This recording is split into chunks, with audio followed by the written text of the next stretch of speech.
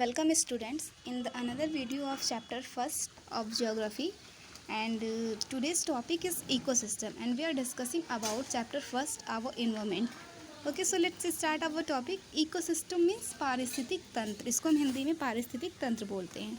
Okay, the biosphere is made up of distinct zones. Biosphere जिसमें कि जितने भी लिविंग ऑर्गेनिज्म जो हैं वो एक साथ रहते हैं उसको हम बायोस्फीयर बोलते हैं.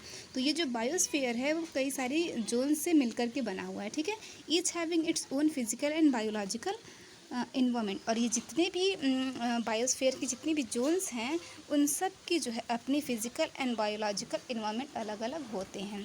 दीज आर कॉल्ड इकोसिस्टम, और इसी को हम इकोसिस्टम के नाम से जानते हैं, यानी किसी को हम पारिस्थितिक तंत्र बोलते हैं. Each ecosystem is formed by the interaction of all living organisms with each other and with the physical environment in which they live. जितने भी ये इकोसिस्टम है, देखो ईच इकोसिस्टम इज़ फॉर्म्ड, जितने भी इकोसिस्टम हैं वो सब जो है जितने यहाँ पर ऑल लिविंग ऑर्गेनिज्म, जो जितने भी लिविंग ऑर्गेनिज्म उनमें रहते हैं वो उन सब के साथ उनका एक बहुत ही अच्छा इंट्रैक्शन यानी कि संबंध है. और साथ में जो है उनका उनके फिज़िकल इन्वायरमेंट के साथ भी उन जिस फिज़िकल इन्वायरमेंट में वो रहते हैं उनके साथ उनका बहुत ही अच्छा इंट्रैक्शन है. अब देखो ये जितने भी लिविंग ऑर्गेनिज्म हैं वो सब एक बायोलॉजिकल इन्वायरमेंट के पार्ट है. तो ऑब्वियस सी बात है कि उनका फिज़िकल इन्वायरमेंट के साथ जो है इंट्रैक्शन होना आवश्यक है. The abiotic and biotic components of an ecosystem are linked to each other by the transfer of energy and matter.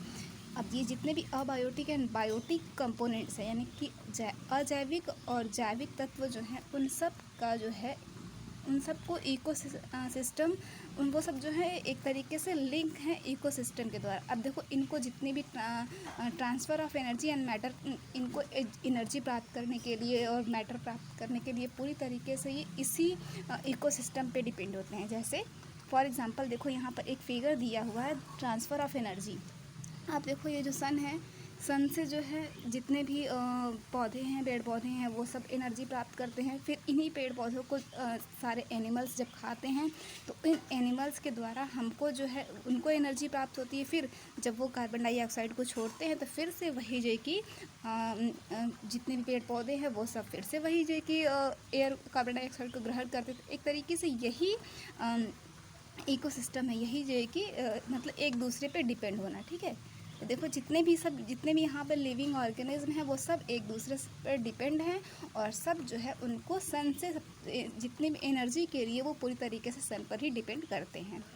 ठीक है, नेक्स्ट पैराग्राफ देखते हैं. All energy for life comes from the sun. अब जितनी भी एनर्जी है वो सब हम जितने भी लिविंग थिंग्स हैं including humans being also they got energy from the sun. Okay, all ecosystems are dynamic in nature because within each of them energy and matter are being continuously recycled. जितने भी देखो ये ecosystem है वो सब एक तरीके से डायनेमिक मैटर में है क्योंकि हम सबको जो है एनर्जी और मैटर जो है कंटिन्यूसली एक तरीके से एक बराबर जो है हमको मिलता रहता है. कंटिन्यूसली एक रिसाइकल्ड इसका बना हुआ है कि मतलब कि जैसे अभी आपने ऊपर फिगर में देखा कि एनर्जी जो है कि जितने भी पेड़ पौधे हैं और जितने भी ये वनस्पतियाँ हैं वो सब उनको सन से एनर्जी प्राप्त होती है. फिर वही पेड़ पौधों को खाते हैं जानवर, तो उनसे जो है कि उनको एनर्जी प्राप्त हुई. फिर उसके बाद वो उनका फूड है, फिर उनको हम लोग मनुष्य मारते हैं, खाते हैं. फिर जो इस तरीके से ये एक बैलेंस बना होता है. ठीक है, तो इसी को हम बोलते हैं कि एक दूसरे पर ये रिसाइकल्ड जो ये बैलेंस है. In every ecosystem there is a perfect balance or equilibrium in the transfer of energy and matter among the different components. अब देखो ये जितने भी इकोसिस्टम में एक तरीके से कह सकते हैं एकदम परफेक्ट बैलेंस होता है. ऐसा क्यों?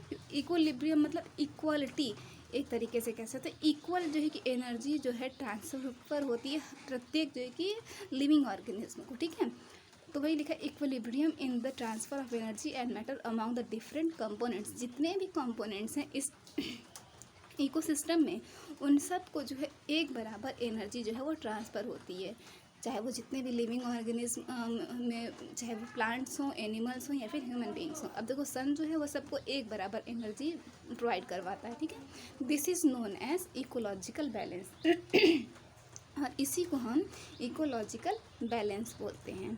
When more energy and matter go out of an ecosystem compared to what comes into it, this balance is disrupted and the ecosystem fails to function properly। अब देखो, जब कभी कभी ऐसा होता है कि हम when more energy and matter go out, बहुत ज़्यादा एनर्जी और मैटर जो बाहर आ रहा है, ठीक है, जितना कि हम ecosystem compare to what comes into it, मतलब हम बहुत ज़्यादा एनर्जी और मैटर को बाहर जिक्र कर रहे हैं, और जितना कि हमको एनर्जी प्राप्त नहीं हो रही उससे ज़्यादा हम एनर्जी और मैटर को बाहर करते हैं इकोसिस्टम से। तो इसी को हम बोलते हैं। तो इस तरीके से क्या होता है कि जो इकोलॉजिकल जो बैलेंस होता है वो डिस्टर्प्टेड एक तरीके से, मतलब डिसबैलेंस इसमें होता है, और और जो इकोसिस्टम है वो अपना फंक्शन जो है प्रॉपरली फंक्शन नहीं कर पाता है, वो फेल हो जाता है, ठीक है।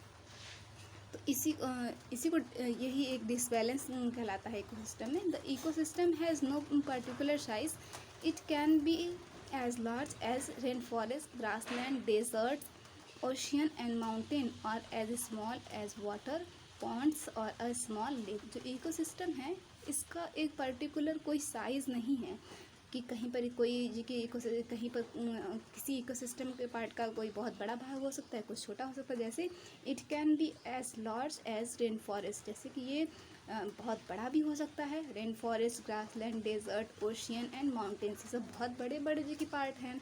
और as small as water ponds और स्मॉल लेक, और एक छोटी सी वाटर की पॉन्ड भी हो सकती है, तालाब भी हो सकता है, लेक झील छोटी सी हो सकती है। तो कह सकते हो कि इकोसिस्टम का जो कोई भी एक पर्टिकुलर साइज नहीं होता। Here is given 4 years of ecosystem. Look at this, biosphere first, atmosphere, here is given atmosphere, this is hydrosphere and this is lithosphere where we live. Okay, so next topic is interaction between physical and biological environment, which we discuss in next video. Thank you.